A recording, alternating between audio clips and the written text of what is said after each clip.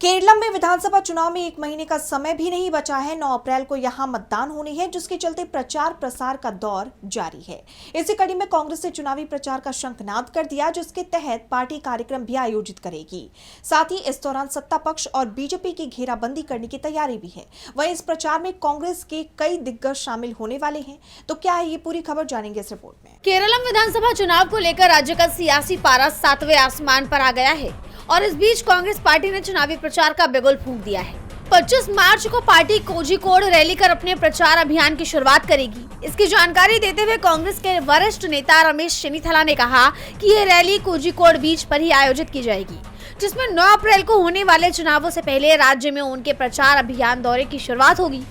कांग्रेस की चुनाव प्रचार अभियान समिति के प्रमुख चेन्निथला ने कहा, राहुल गांधी इस रैली में यूनाइटेड डेमोक्रेटिक फ्रंट यानी यूडीएफ के प्रस्तावित गारंटी कार्ड समेत प्रमुख वादों के बारे में लोगों को विस्तार से जानकारी देंगे। इस कार्यक्रम में पार्टी के राष्ट्रीय और राज्य स्तर के कई नेता भी शामिल होंगे। जानकारी के अनुसार इस कार्यक्रम में राहुल गांधी के साथ साथ उनकी बहन और वायनाड से सांसद प्रियंका गांधी भी शामिल होंगी और राज्य भर में चुनाव करेंगी। हालांकि सोनिया गांधी के प्रचार में उतरने को लेकर अभी तक संशय बना हुआ है। इसके अलावा स्थानीय दिग्गज नेता भी मौजूद रहेंगे, लेकिन कांग्रेस की रणनीति केवल स्थानीय चेहरों तक सीमित नहीं है।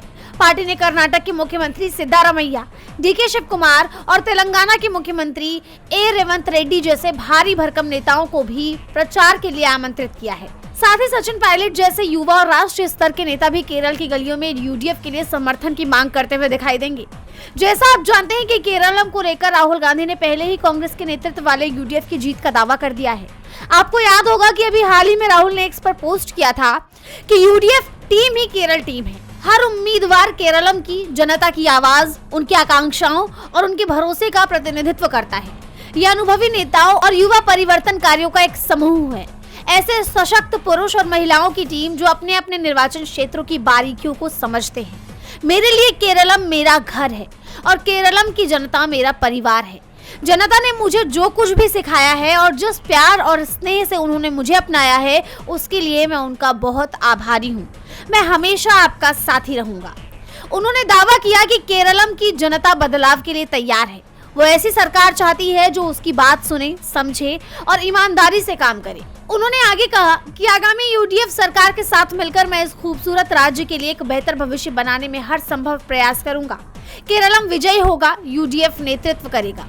केरलम को फतेह करने का दावा करने के बाद राहुल ने चुनावी प्रचार शुरू करने की पूरी तैयारी कर ली है, जिसको लेकर कहा जा रहा है कि कांग्रेस ने साफ कर दिया है कि ये चुनाव बीजेपी के नेतृत्व वाले एनडीए के लिए आसान नहीं होने वाला। जैसा आप जानते हैं कि दक्षिण के राज्यों में बीजेपी पहले ही कमजोर स्थिति में है और मौजूदा सरकार को लेकर विपक्ष लगातार ये कह रही है कि जनता बदलाव चाहती है। ऐसे में बीजेपी और पिनरई सरकार की नींद उड़ना तय माना जा रहा है। डीबी लाइव की रिपोर्ट।